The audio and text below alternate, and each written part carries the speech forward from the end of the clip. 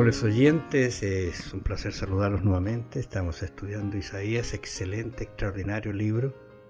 Me acompaña en esta oportunidad el pastor Juan Millanao. Bienvenido, pastor. Muchas gracias. ¿Y quién les habla? Raúl Medina. Vamos a seguir conversando, algo habíamos dicho en el día de ayer, pero ¿quién ha creído? Isaías 52, del 13 en adelante, es un texto maravilloso, especialmente en los momentos en que queremos reflexionar acerca de la vida de Jesús.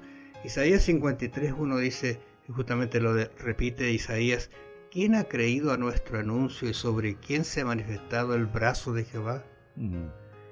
Por un lado menciona el hecho de que quién lo cree, pero el brazo de Jehová se ha manifestado sobre él.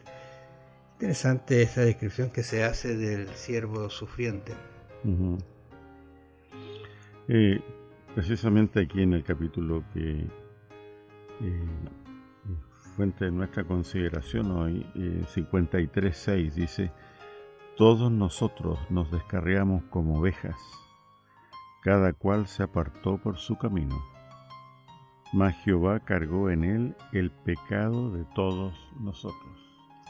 ¿Cómo es que el inocente carga la culpa de los culpables? Eso no es nuestra lógica, ¿no es cierto?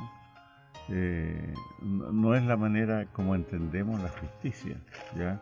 Que el inocente sufra por culpable, ¿ya? Por eso que la pregunta es, ¿está usted dispuesto a creer lo increíble?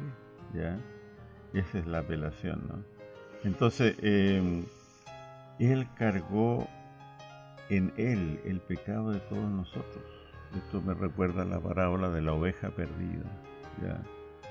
Porque Cristo es comparado así también, ¿no? Y fíjate que la aceptación de que la salvación no es tanto una búsqueda que yo hago de Dios, como la búsqueda que Dios hace de nosotros, el pastor buscando a su oveja descarriada. Como leímos aquí, todos nosotros nos descarriamos como ovejas. La salvación no es porque yo busco, sino la salvación es cuando Dios busca a su oveja y la encuentra en problemas, ¿ya? Dice una escritora, Elena de White, que este mensaje es poderoso para combatir la depresión, ¿ya? Porque cuando tú intentas buscar a Dios, encontrarte con Dios, vincularte con Dios, con tus herramientas, con tu mente, tu razón, todos tus medios que tú consideres legítimos, ¿cuándo suficiente es suficiente? Es muy propio que se caiga en dos extremos cuando yo soy el centro de todo. O caigo en la desesperación, en la depresión o una profunda tristeza, o caigo en el orgullo. Es decir, que por lo que yo hago, yo merezco estar en el cielo, ¿ya? Esos dos extremos son combatidos con este mensaje que hemos leído aquí en 53:6. Todos nosotros nos descarriamos. No es un mensaje tan bonito, pero hay que reconocer de que no solamente estamos enfermos, sino que estamos perdidos, ¿ya? Nos descarriamos como ovejas, cada cual, nota el individualismo, se apartó por su camino, mas Jehová cargó en él el pecado de todos nosotros. Angustiado él y afligido, no abrió su boca. Como cordero fue llevado al matadero, y como oveja delante de sus trasquiladores enmudeció y no abrió su boca. Yo creo que en ese camino de salir de uno mismo, típico de un niño, por ejemplo, que el niño estos son mis juguetes, este es mi pieza, este es mi cama. El Señor espera que ya como adultos salgamos de nosotros mismos y nos fijemos en las necesidades de los otros, ¿no? Y aquí está la felicidad, ¿ya? Fíjate que la felicidad algunos la han definido como la victoria sobre el dolor, ¿no? Y no estamos hablando de estoicismo, sino de cristianismo. Es decir, mediante el dolor de otro, de nuestro Señor, podemos acceder los pobres a la riqueza. Porque Él, siendo rico, se hizo pobre, para que nosotros por su pobreza fuésemos enriquecidos. Entonces, Esto es muy interesante, incluso hablando de la felicidad, mirar que, digamos, los cristianos con la Biblia abierta tenemos una cosmovisión, una idea general que, digamos, incluye todos los fenómenos que ocurren entre Dios, el hombre y el mundo. Y esa cosmovisión es el conflicto entre el bien y el mal.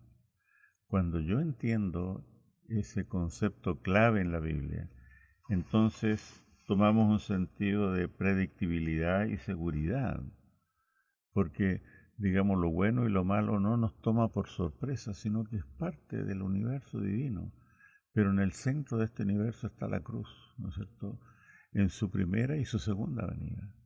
Y eso le da entonces sentido a nuestros sufrimientos actuales, ¿no?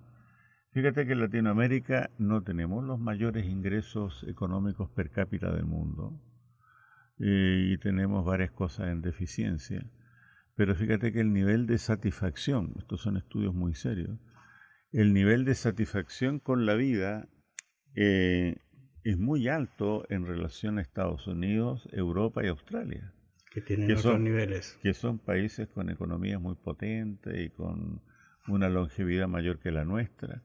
Pero el nivel de satisfacción y felicidad en Latinoamérica aparece en los primeros lugares en el mundo, ¿ya? Y nosotros tenemos serias deficiencias. Más ahora todo el mundo está en pandemia, ¿no es cierto? Y entonces esto nos da una idea que en cuanto al ranking de felicidad en el mundo, damos gracias a Dios que Latinoamérica está en la parte alta, ¿no? A pesar de estas dificultades, ¿no? Así, incluso mayor que Europa del Este, fíjate, donde ciertas ideologías ateas han erosionado la fe en Cristo por años. Y esas personas son menos felices, lo que indica una cosa, que la gente más feliz es gente religiosa, es gente que tiene un sentido de pertenecer a algo más grande que sí mismos, ¿ya? Entonces, esas personas tienen mayor acceso a la felicidad. Hay un problema así en Latinoamérica, que es la tolerancia a la desigualdad, ¿ya?, que no vemos en otras partes del mundo. Pero índice de satisfacción con la vida, Latinoamérica está muy bien en este sentido. No digo que estamos viviendo en el Edén, pero de estos estudios que se hacen sociológicos en el mundo son bastante elocuentes, ¿no? Estaba pensando en el libro de Job, un libro realmente maravilloso, es leerlo. Para mí yo lo divido en tres grandes grupos. La primera etapa de Job, cuando es feliz, y yo digo capítulo 1 y 2 de Génesis. Luego el drama que pasa, que él no sabe al final la razón del conflicto. Él sufre, pero él logra salir de eso sin pecar. Eso es interesante, ¿eh? O sea, estoy pensando en el concepto de haber blasfemado contra Dios, ¿no es cierto? Incluso llega a decir, así vine y ¿qué problema tengo de irme igual? No, nunca desafía a Dios. Luego Dios le hace unas preguntas, al final tú recuerdas, así como llamándolo a comprender, y él reacciona perfectamente. Pero si tú ves en la última parte del libro, es como Apocalipsis, los últimos 2 capítulos en que está la tierra nueva y vuelve a recuperarse. Es que la Biblia está estructurada en situación, complicación y resolución. Y esa es la vida de Job también, ¿no? Claro. Situación, complicación y resolución, ¿ya? Eso pasó con Adán y Eva y con Job, como tú recién citaste, ¿ya? Y hay una cosa central que Dios inventó, que es la familia, y que nos permite sobrellevar mejor los sufrimientos y acceder a una mayor felicidad. Cuando la familia es central, cuando Dios es central y la familia es central, tenemos mayor acceso a la felicidad. Recuerda que el libro de Job comienza con una tragedia familiar. Se van muriendo los hijos, ¿ya?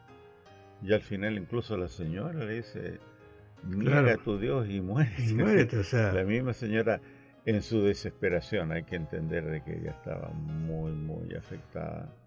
Así que no nos levantemos a criticarla, porque ella estaba en una situación muy delicada emocionalmente, ¿no?